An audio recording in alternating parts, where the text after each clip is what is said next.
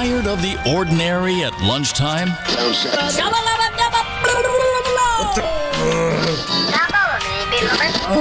Why not try something smart to chew on? The Lunchroom on RCI, Monday to Friday, 12:45 to 2 p.m. The Lunchroom. Informative, enlightening, provocative, engaging.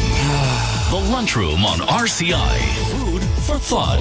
The station that gives you, more lunch.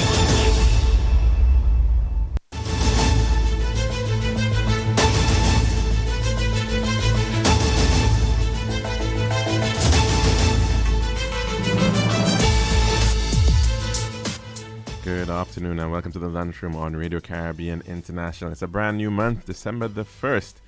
It's a Friday, and of course, we're still in the year 2023. This is program number 1105 of the Lunchroom, and I'm your host, Calix George Jr. In addition to 101.1 FM radio, you can also get us at our website. It is rcistlucia.com. We're streaming there live as well as on YouTube. And you can just search for Radio Caribbean International on YouTube. Be sure to subscribe to that page and share and like our link as well, please, and thanks. Now, the number to call in to tell us what's on your plate today, it is 452-3046. Again, 452-3046.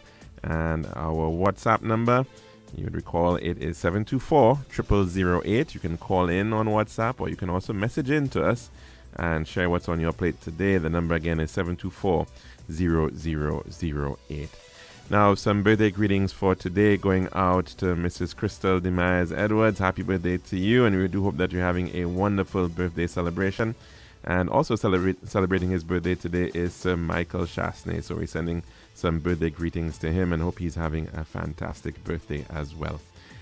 Bit of history for today. In the year 1913, the Ford Motor Company instituted the world's first moving assembly line for the Model T Ford.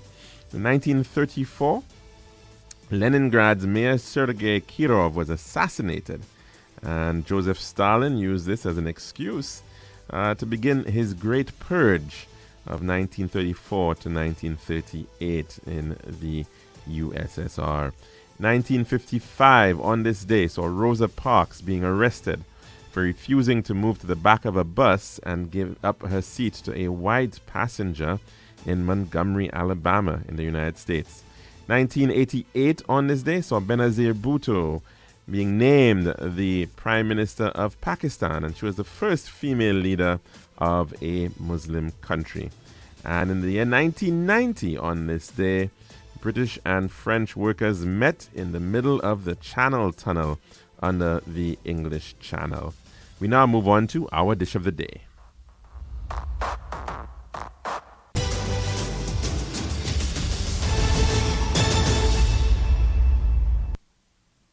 The daily dish is brought to you the kind compliments of our good friends at Tiles Plus.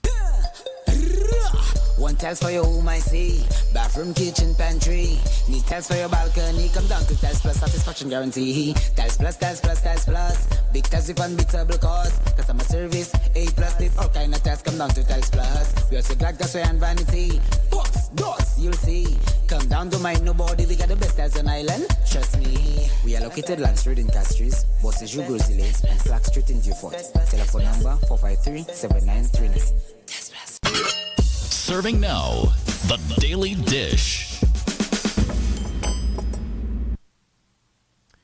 And welcome back now, of course, to our program for today, a brand new month.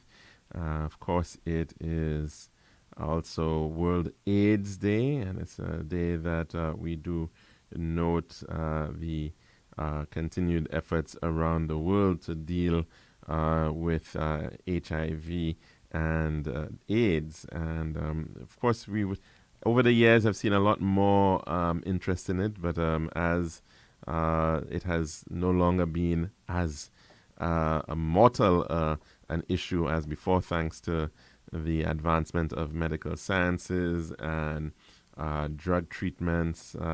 It is no longer always seen as this death sentence, but certainly it is still killing individuals right here in St. Lucia as well. And according to the latest reports, we've seen 15 deaths related to HIV and AIDS illnesses in the year 2023.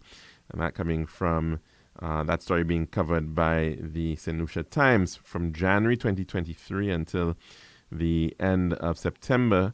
15 persons have died as a result of AIDS-related illnesses in St. Lucia. That's according to Senior Medical Officer Dr. Gail Kajada in a message to mark World AIDS Day. Quote, in 2023, the early 21st century, no one should be dying as a result of AIDS in St. Lucia, Kajada asserted.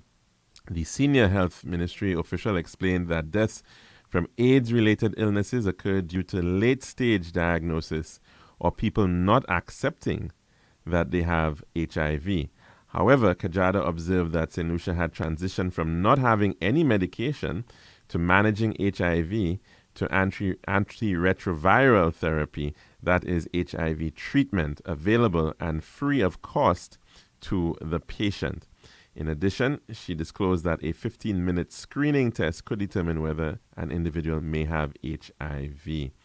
And so, of course, that effort, as a result of a lot of work done over the years, has certainly brought us to this place where it is no longer a death sentence, but however, it still can and certainly does kill individuals who, in fact, have contracted the virus, the disease.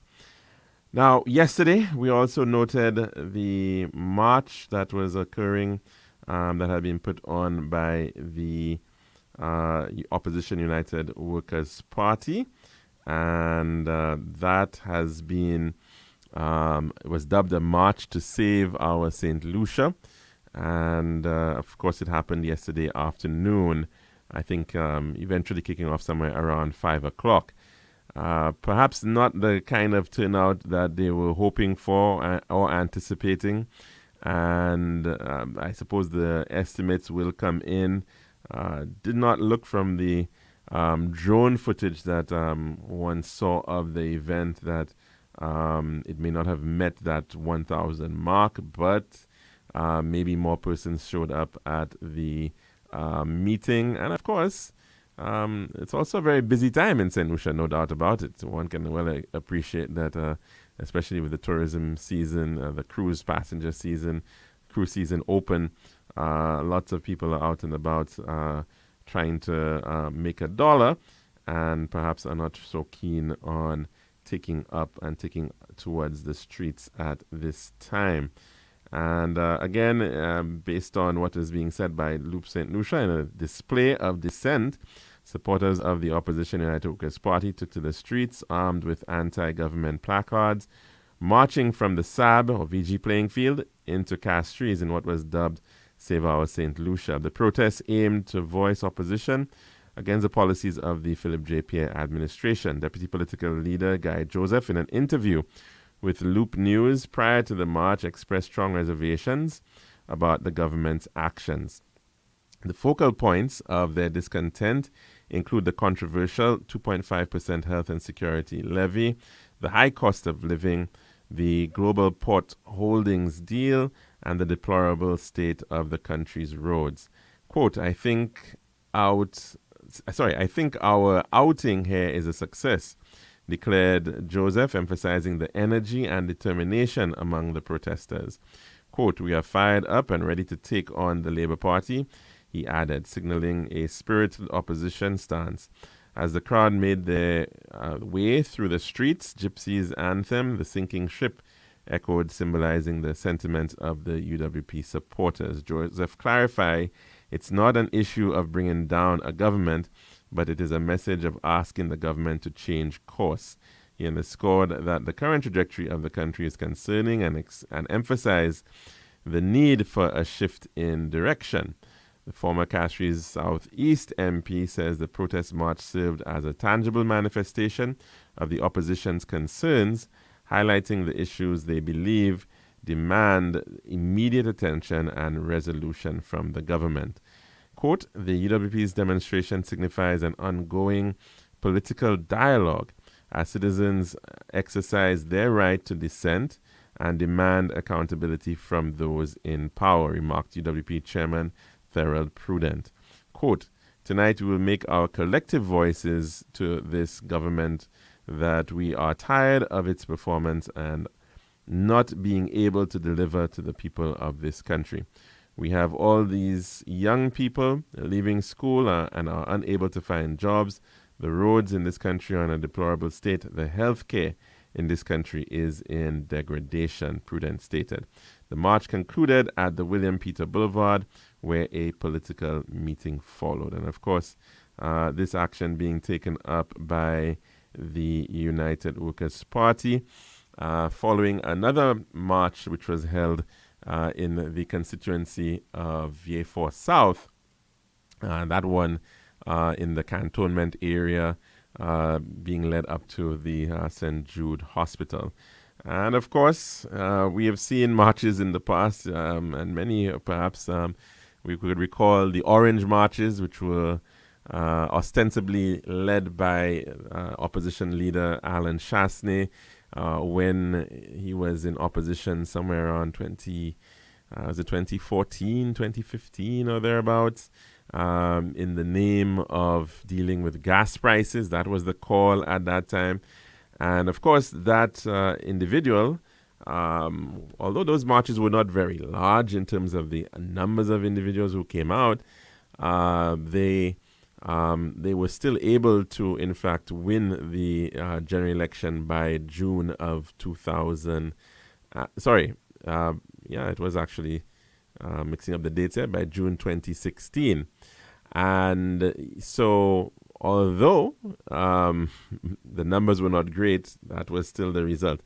And it's always difficult to be able to judge momentum, to judge the sentiment of individuals by marches. And some people will tell you that you'll never be able to get all your supporters out on the street. Obviously not. But of course, we're looking at a party that perhaps got somewhere about, 30-something thousand votes in the last general election. And no doubt they perhaps were looking to bring out a couple thousand people onto the streets. Doesn't seem as if they were able to do it on this occasion, but it certainly does not necessarily mean that it is an immediate indicator of defeat for that party whenever that next general election is called. We have seen that in the past. Sometimes large numbers come out to support marches. Large numbers go out to those political rallies. And we've seen, unfortunately, parties still ending up losing elections whenever they are called. And of course, that is their main task, no doubt about it, to gain electoral support, support in the polls for individuals to decide who should serve in the administration of the day and in the next government of the day. And the calls being made in this instance on matters about health and security and the self-security levy, the high cost of living, the global port holdings deal, and roads, of course, are interesting matters, but let's see if it is in fact sufficient to be able to encourage people to come out and to be seen and to make that political statement. Of course, a lot of people would also be very disappointed because they may have been stuck in lots and lots of traffic as a result of the event yesterday afternoon. I certainly was one of those individuals who was stuck in traffic and trying to avoid that traffic as well. Yesterday, trying to get into the city of Castries. And no doubt, people will also be asking, well, when is it okay and when is it a good idea to allow marches, and what should be those routes for those events, and at what point and how many of them can we actually have on a regular basis? A lot of these questions are very subjective, no doubt, and we perhaps will have to be seeing how these matters are managed You will, of course, have disruptions to traffic for different purposes, whether it's carnival parades. We saw one recently for the Uber Soca cruise. We've seen issues when you have military parades or Memorial Day, Remembrance Day parades, whatever the case may be, and different levels of impact. So certainly this matter is one that perhaps we have to look at, especially given the fact that on a daily basis you have well over 20,000 vehicles coming into the city or using the roads around the city. And it does not take very much to completely disrupt our very simple road network and cause for a lot of congestion, a lot of time delays by individuals using the road. So definitely some thought has to be given to that aspect as well,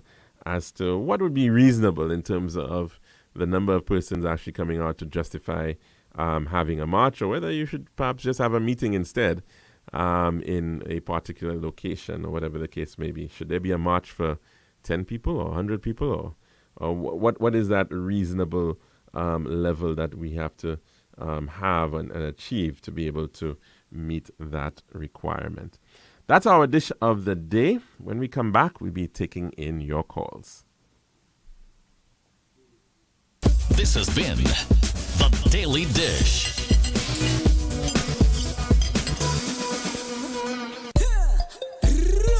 One tiles for your home, I see. Bathroom, kitchen, pantry. Need tiles for your balcony. Come down to Tiles Plus, satisfaction guarantee. Tiles Plus, Tiles Plus, Tiles Plus. Big tiles with unbeatable cost. Customer service, A+. With all kind of tiles, come down to Tiles Plus. We also got gasway and vanity. Boss, you'll see. Come down, don't mind nobody. We got the best tiles on island. Trust me. We are located Land Street in Castries, Bosses U Grizzly, and Slack Street in Viewfort. Telephone number 453-7939. Tiles Plus.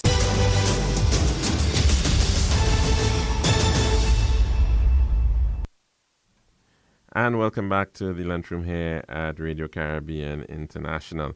Of course, the number to call in to tell us what's on your plate today, it is 452-3046. Again, 452-3046, as well as our WhatsApp number. That is 724-0008. Again, 724-0008. Let's go to the phone lines at this time to take in some calls. Good afternoon and welcome to the lunchroom. Good afternoon, Mr. George. And what's on your plate today, caller? Not too much. What I would like to know, that spot they have there, they parking the cars in there, that was the old port police station. Is that Commander Global Port Holding? Yes, yes, it will be part of the, as far as what has been shown, by way of renderings for the GPH investment. That area is meant to become part of an expanded vendors arcade.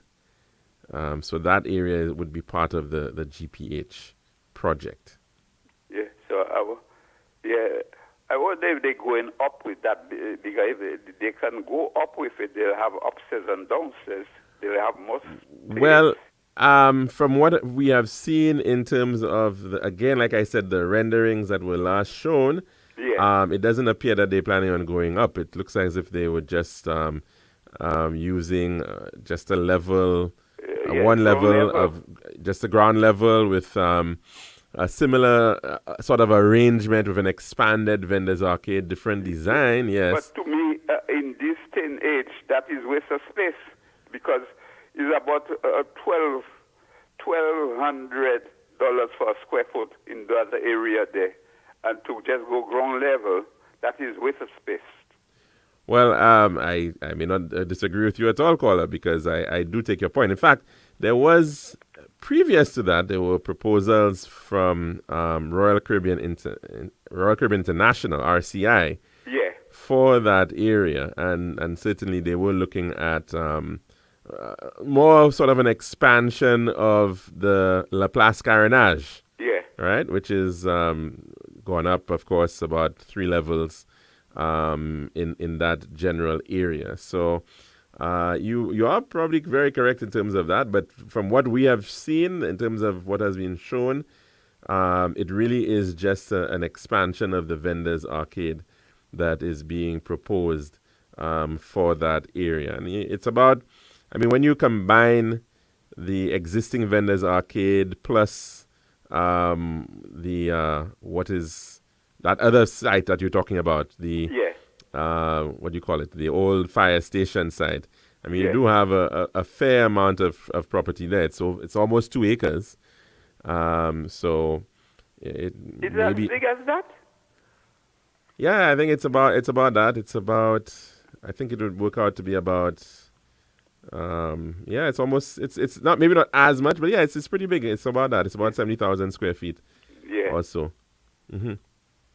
So it's a significant amount of space, 75,000 square feet or so. What is something I talked to you just, I think, sometime this week. So why the government didn't involve global pot holding with try to give them, because that's still the government, the old golden hope. Right. And bring it under that same development, because lower down they will be in Latok there walking. So the tourists could come and stretch their leg to go to our museum. Take it, turn it into your museum. Mm-hmm. They'll have the interior work, do some interior work and exterior work, and join it with Latok. And people will just walk the hill and whoop. And that I think that would be a good development. What do you think of that? I do agree that the expansion of the overall Port of Castries quite likely has to take in that area on the Banans Latok side. Yeah. I think in the long term, it is something that we have to be thinking about. Like I mentioned right now, we only really have booth 1 at Point Seraphine and the Northern Wharf, the La Place Carénage area there, where you can actually booth fairly large vessels. The current plan is really just to have one booth that can handle those Oasis class vessels. That's at Point Seraphine, the booth number 1. But thus far, no indication as to whether there's going to be any expansion beyond those booths which we already have existing. Yeah, the reason why I am saying that is because sometimes you come with a plan, but the plan you come in, somebody from outside could see even better than you that come in with that plan. Quite so. So if somebody cipher it, and well, it's nothing new either, because we've had a number of plans that have been developed for Castries for the conversion of the Port of Castries to become a dedicated cruise passenger or leisure port, right? Removal of the cargo operations that exist in the downtown port. And shifting them elsewhere, and then developing that entire port for that purpose. And certainly the Castries, there was a Castries 2020 plan, which had been prepared somewhere back around 1999, 2000. There was a consortium of individuals, professionals who came together to put that plan in place.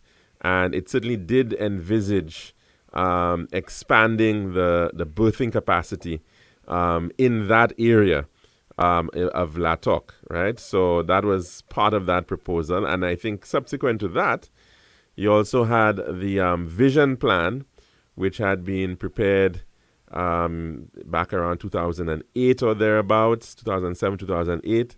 Yeah, and that time there. That also, and there was assistance from this. But with the vision plan, Castries proper was involved in the vision plan. Well, the Castries City Center proper, Castries yes, City Center, as well as the entire harbor area, so on all sides of the harbor. Similar to the Castries 2020 plan, it took on a number of the recommendations from the Castries 2020 plan.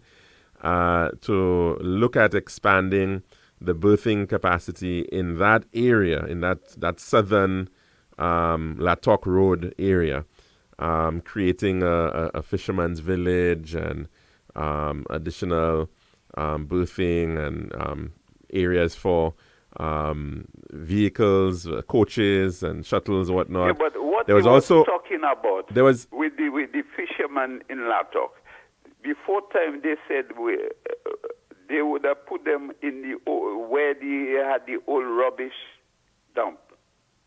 They're like a little bit, you know, in that side there, and do something proper in Latok. Where is the old rubbish dump you're referring to?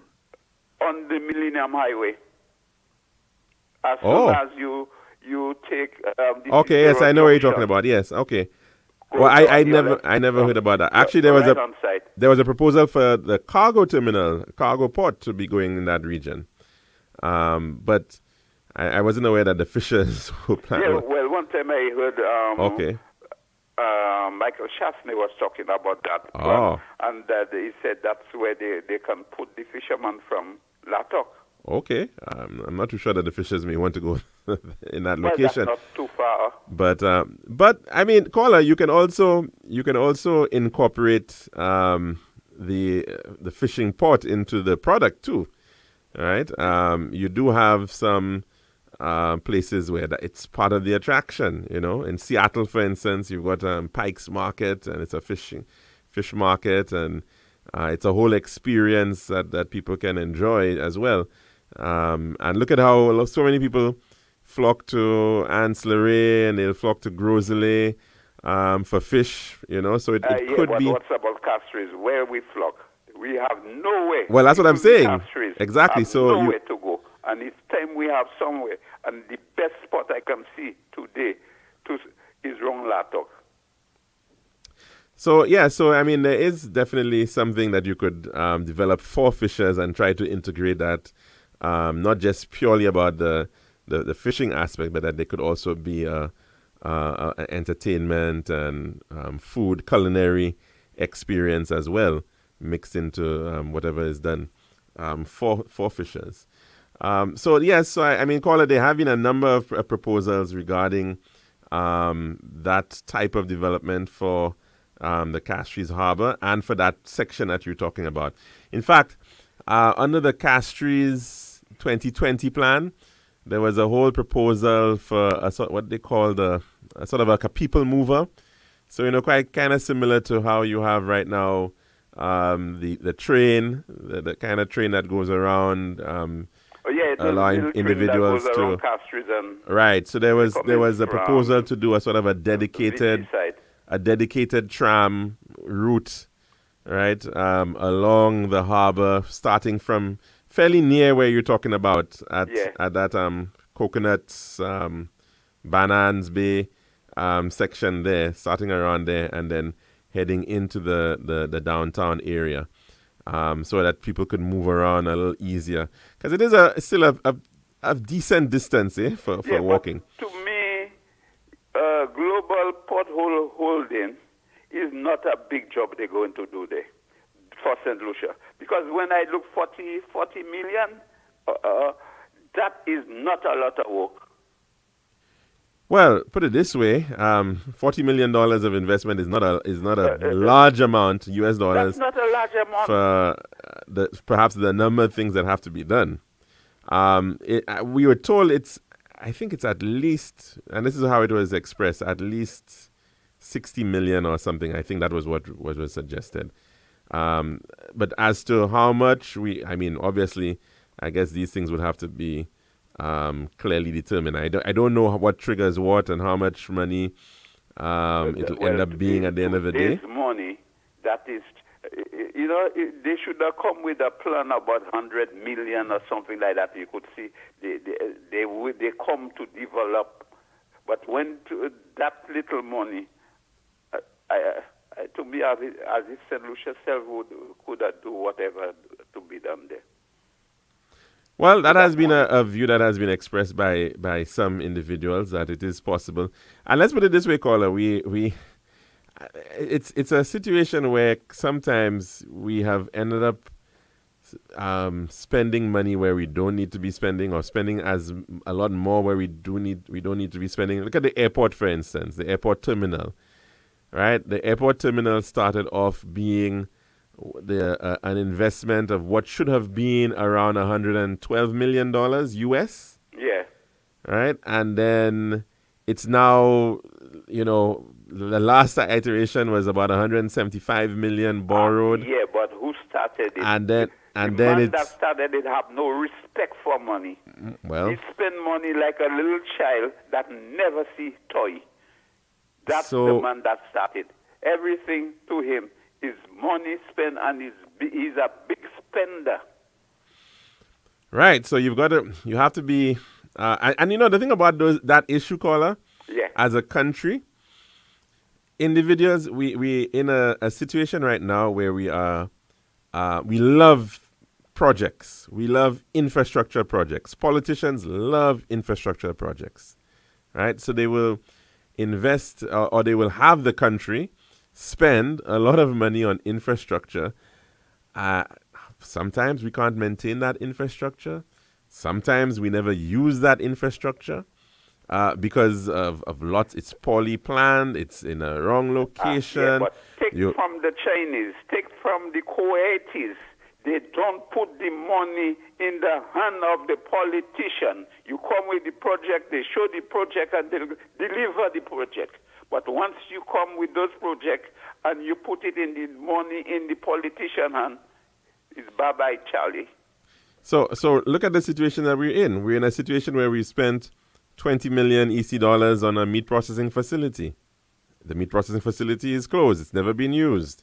It's equipped. It has lots of things. Yeah, who done that? The same man I tell you that spend money like a little child never see toy. He will do anything with money. Big money. So you have that. You have a situation where after spending $100 million on a hospital, you now decide, you know what, we don't want to finish that hospital. We'll start a new one. And you spend another $100 million on it. And you now find out, well, to complete this one is going to cost who knows how much. And so you now have to figure out. And so we're in this sort of cycle of spending money. Things are built. We have, for instance, down in the Bexar area, you have a new massive human resource development center. Who started that? Who started that? Who built it? Well, yeah, it's guy Joseph and Alan Chasney. So you then have to ask, well, how do you even get to this human resource center? Who is it for? Because those people think that St. Lucia have gold, diamond, and everything. Well, I don't know what they may think, caller, but what it is certainly. Yeah, but those people they don't think. They don't think. And after you do that to a country, you want to go and have demonstration and this, that, and match and that and the other. Like people is stupid, but St. Lucian people are not stupid. You don't see how many people they get in the match. The other people already see those people. You must not put St. Lucian money in their hand. And they will do anything now. They're crazy to come back in power. And if they ever come back in power, bye-bye, Charlie, for St. Lucia. All right, caller. Mr. Thanks very much. Have a good one. We're just Yeah, taking good. our weather break at this time, so we're going to head across to do just that. Make your home merry and bright with Island Style's massive Christmas sale. Our wide range of porcelain and ceramic tiles are on sale up to 50% off. And that's not all. Save up to 15% off. Bathrooms with bundle and save. The more you buy, the more you save. On gorgeous bathroom vanities, bathtubs, faucets, shower glass, toilets, and more. Plus, contractors and tilers are in for a treat with our special discounts on tiling tools and accessories. Sale on now at all locations. Castries, Rodney Bay, and Viewfort. Or call 450-452 or 453 Tile. It's time to deck the halls, deck the walls, or even deck the deck with huge Christmas savings only at Island Style. This is Radio Caribbean International. It's now time for the weather news.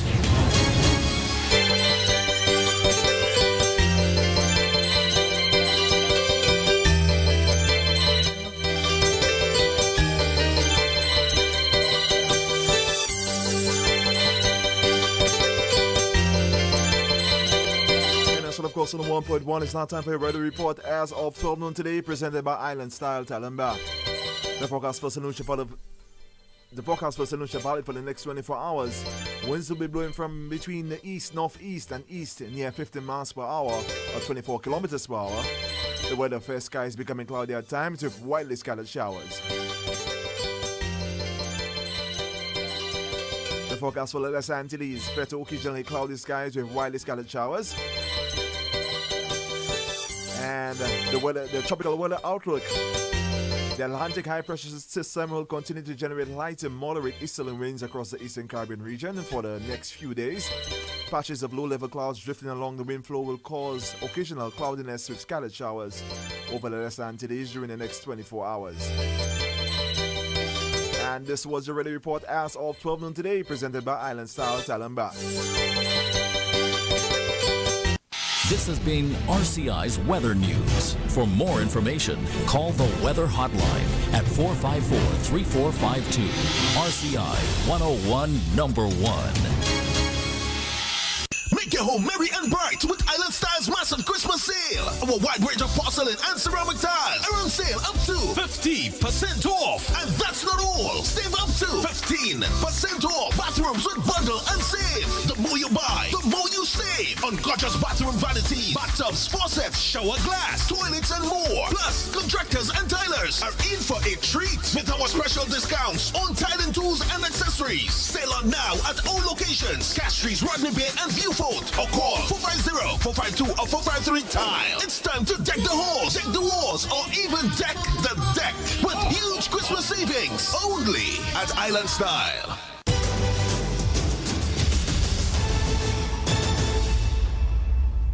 And welcome back to the lunchroom here at Radio Caribbean International. Of course, the number to call in to tell us what's on your plate today, it is 452-3046. Again, 452-3046. And our WhatsApp number, it is 724-0008. Again, 724-0008. And following up that conversation that the last caller had was bringing up, there really is almost no consequence. There's no, punitive action or punishment or anything for that type of recklessness as it is right now under our laws, as far as I am aware. And you see it happening quite a lot, that you've got projects which are expanded or they're not really what is needed. The decision-making might have been flawed about it, but at the end of the day, the money is spent, somebody is paid, and that is it. And quite often we are left with what may essentially be white elephants, because the metric that is still used quite often by politicians, by many politicians, is that of infrastructure. We want to see something built. We want to see something, a new building and something flashy, and that's what appeals to a lot of voters out there. And so it's unfortunately the problem that we've found ourselves in, where the project is delivered, but then as to how well utilized that project may be, well, it doesn't seem to be anybody's problem. Once the building is built, it can stay there until it may very well be torn down. And we have a few instances of that literally being happening, that you've a brand new facility put up and there's nothing going on with it, and it's never really served the intended purpose. And that, of course, is at the cost of the country, the taxpayer. Somebody has to foot the bill to repay the loan. And so you are going to see it come back at some point in some way. And these types of projects have a cumulative impact. They're increasing the debt burden, and at some point that debt burden is going to get larger and larger, and then it becomes more and more difficult to be able to repay. It's going to be repaid at the expense of very necessary services which cannot be met It's going to be repaid by increases in taxation so as to be able to fund it. And we've seen these debt traps where countries end up in these situations where you've got lavish spending, or unnecessary spending, unsustainable spending in the name of development, in the name of infrastructure, and it becomes a major burden for not just the current generation, but for generations to come. And of course, that is really where you find a lot of countries now almost being forced into situations where they almost have to consider disposal of state assets. They have to consider ways by which they can cut back on costs as while trying to keep up with investment. And so, of course, the matter of privatization becomes very much necessary. And of course, there will be others out there, the multilaterals will tell you, regardless of that, there are some things that the private sector can, in fact, deliver better. It's been a mixed bag in this regard, however, as to how you privatize and where you privatize. We've seen privatization gone very wrong in some countries, and we don't have to look very far to see whether there's a lot of issues there. But if we have to think about the very, very famous big one, was after the collapse of the Soviet Union in the 1990s. You saw mass privatization of these state assets, and they largely ended up in the hands of individuals who got very sweet deals. And then you had the rise of oligarchs, individuals who have now become just as influential as the state itself. And that's certainly also not a situation where you want to be in as a country. So privatization, public-private partnership, which is really the what is generally looked at now, that model means that the state still owns the resource. It still owns the asset that is maybe the land in question or the building in question, but it then engages in some private sector involvement by leasing that property or by providing that asset for a period of time, this revenue stream that could be collected from this asset. They allow these concessions to be made to entities to be able to come in to run these facilities. That was the recommended approach for the Hiwanori International Airport, coming from the IMF and other entities like the World Bank and the IFC, of course, that it was a potential opportunity for a public-private partnership. And they went, of course, through a very extensive program of designing the legislation, determining what is necessary, the extent of investment needed, and coming out with a model where you could see a concessionaire and operator coming in and running that facility and making the investment, and then, of course, having a revenue sharing arrangement. The government has decided to go this route with respect to the GPH and the Port of Castries. We, of course, still have to see some of the details as to how they are all panning out, but it certainly is one way of trying to free up the state from having to be able to make certain investments. That does not mean that the state will still not have to make other investments to support the development of Castries, because we can clearly see that Castries needs a lot more love than perhaps what can be delivered by GPH alone. And there are a number of other aligned projects that would certainly have to come forward with respect to the development of the city of Castries. And we've spoken to a number of them, whether it's in terms of the traffic and transportation, issues of parking, issues of open space and ensuring that you have enough of that, the matter of water and wastewater, and so on, landmarks and how those landmarks are protected, the development of tours and attractions. all of those things certainly have to go in to developing a product which we can hopefully be very much proud of. Now, over in Dubai, as we mentioned, the Prime Minister over there as part of that COP28 meeting, there is an ongoing interest, of course, in how that continues to pan out. And one of the major areas where the world is looking at is the matter of how we generate our electricity. And that appears to certainly be changing. In fact, there's a very interesting article about that coming from the New York Times, where it speaks to this change in electricity generation. And this is coming from last month, about the 20th, and it's written by Nadia Popovic, how electricity is changing country by country. I thought I just wanted to share that because it is really important. But just to give some sort of a sense of the context of it, well, he was once the world's richest man, that of Bill Gates. And he did, in fact, continues to support a lot of efforts around the world in terms of healthcare.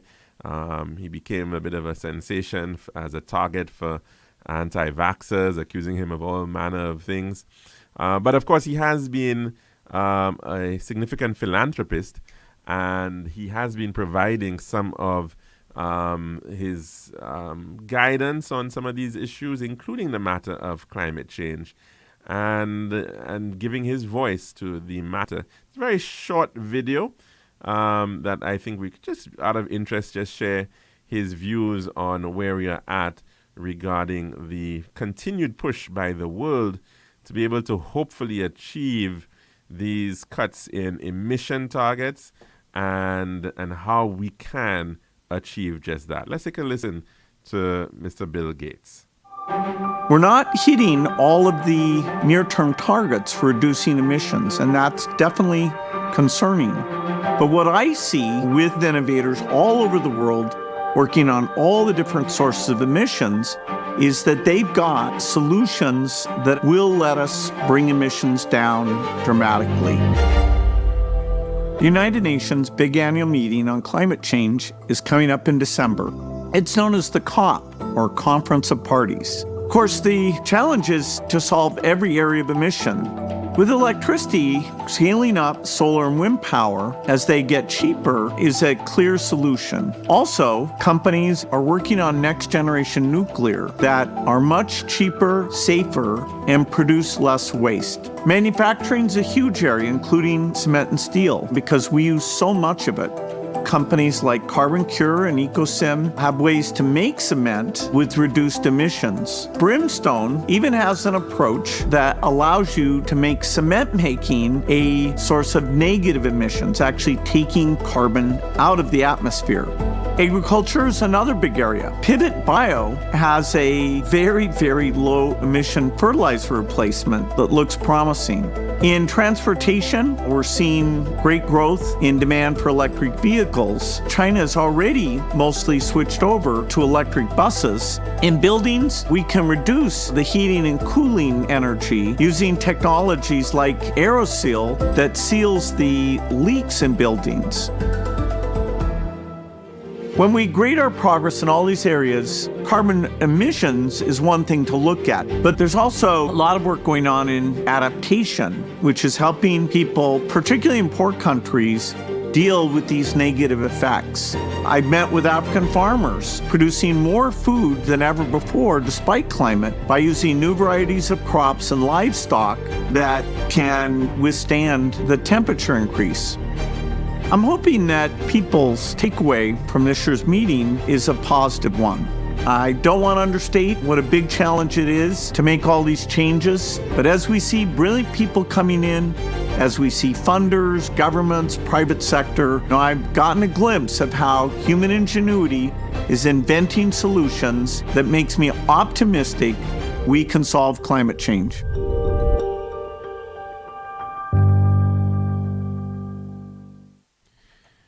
That short video, that clip there coming from the once richest man in the world and founder of Microsoft, Mr. Bill Gates.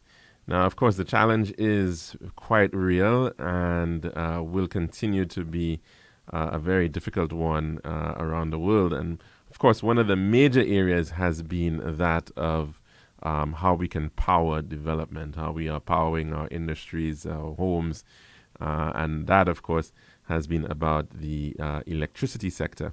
And so this New York Times article touches on that. I'm just going to share it before we end the program today.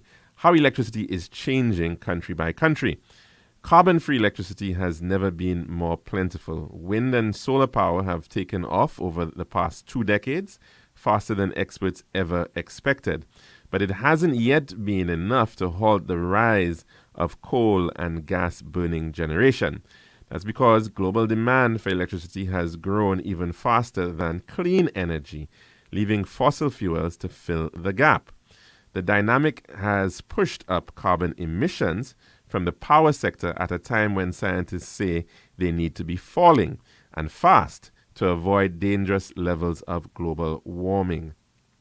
Much of the rising power demand has come from rapidly developing countries like China and India, where new coal plants are still coming online alongside wind and solar farms to power meteoric economic growth. But many industrialized nations are also not moving away from fossil fuels fast enough to meet their stated climate change goals. Even on today's trajectory, many experts expect that fossil-fueled power will peak globally in the next few years. It's already falling in major economies like the United States and Europe, and analysts expect China, by far the world's largest power producer, to begin reducing coal-fired generation soon. The world's climate future will depend in large part on what happens next. Experts broadly agree that keeping global temperature rise to well below 2 degrees Celsius, the world's self-imposed climate goal, and ideally as low as 1.5 degrees, will require peaking and then rapidly reducing fossil-fueled power in favor of carbon-free sources like wind and solar. The world has already warmed about 1.2 degrees since pre-industrial times. The big question, said Dave Jones, an electricity analyst at Ember, a London-based think tank, is whether countries can increase the pace of renewable energy deployment so that they're not just bringing down power sector emissions slowly, but actually enabling deep and rapid carbon dioxide emission cuts. That question will take center stage at a global climate summit later this month. The stakes are enormous. The power sector is already the world's single biggest source of planet-warming emissions, and plans to decarbonize many other parts of the global economy, like transportation, buildings, and industry, also rely on plugging into cleaner power. How electricity generation has changed in recent decades for the world's major power producers, both rich countries and rapidly developing ones, helps explain today's global picture and underscores the climate challenges ahead. In the United States and much of Europe, fossil fuel power generation has been declining for years, especially coal. It has even started to fall in coal-reliant Australia. The rapid growth of renewable energy has played a major role. Wind turbines and solar panels generated 22% of the European Union's electricity last year, up from less than 1% 2 decades ago. The United States made 15% of its electricity from wind and solar energy last year, which is slightly more than the global average. The boom of cheap renewable power has helped replace coal-fired generation in Europe. In the United States, natural gas, which pollutes less than coal when burned, but still warms the climate, played a key role in coal's decline, alongside quickly growing wind and solar. Lower overall electricity demand also contributed to the decline of fossil-fueled power. Electricity use grew rapidly in rich countries like the United States and many European nations during the previous century, but started to plateau or even decline in the 2000s, largely thanks to improved energy efficiency as well as the outsourcing of heavy industries.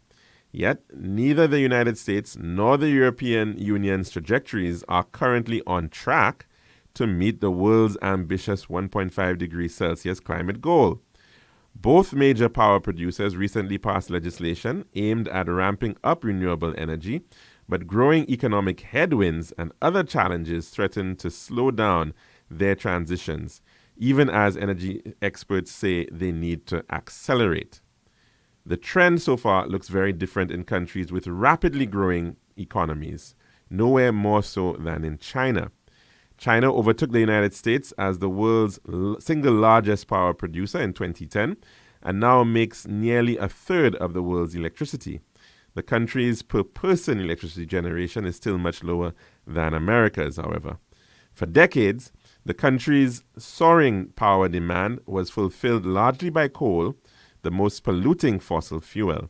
Coal-fired generation continued to grow, though at a slower pace, even as China significantly expanded carbon-free power in recent years, especially wind and solar.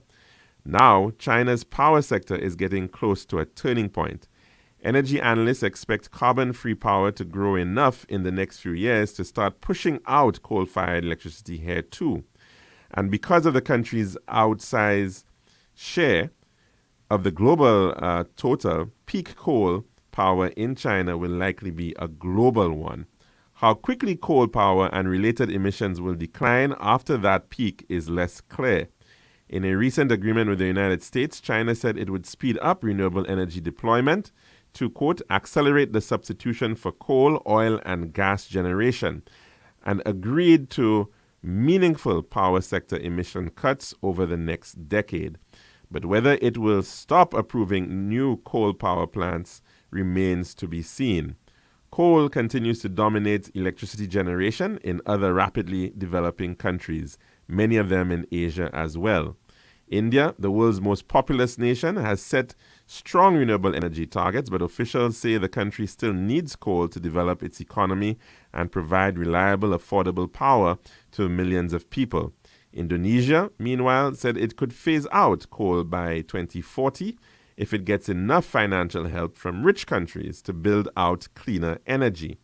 Financing wind and solar projects remains a challenge for developing countries, said Farhan Rana, an associate program officer at the International Renewable Energy Agency. Quote, when you look at life cycle costs, renewables are by far more cost competitive than any fossil fuel generation, he said. But the upfront cost is the barrier. Most of people around the world also continue to go without access to any form of electricity. While major global challenges remain, said Nancy Hagel, a researcher at the United States National Renewable Energy Laboratory, NREL, the rapid growth of solar and wind generation so far shows that this transition is doable and it's well underway. And that is a story, as I said, which was taken from the New York Times. So it certainly would encourage individuals to have a look at it. And it's filled with lots and lots of graphs showing how countries and their renewable energy mixes have been changing over time. Very, very interesting data there for those who want to have a look at just that. But that's all the time we have for today and, of course, for the week here at the Lunchroom. We do hope you can join us again, God willing, next week for another program. Please stay blessed and have a wonderful weekend. I'm your host, Calix George Jr., saying goodbye.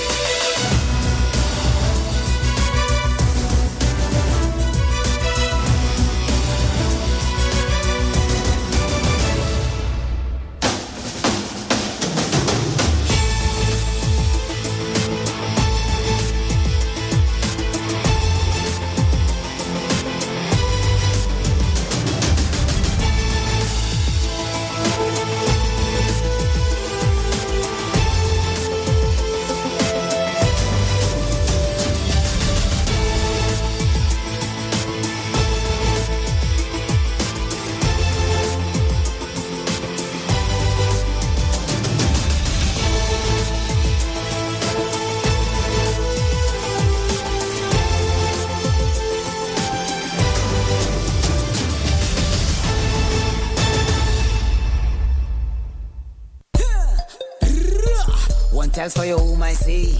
Bathroom, kitchen, pantry. Need tiles for your balcony. Come down to Tiles Plus, satisfaction guarantee. Tiles Plus, Tiles Plus, Tiles Plus. Big tiles with unbeatable cost. Customer service, A+. With all kind of tiles, come down to Tiles Plus. We also glass, that's and vanity.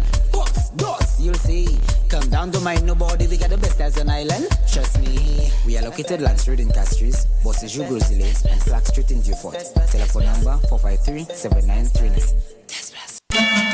The Christmas countdown is on, but this time with a twist. Join us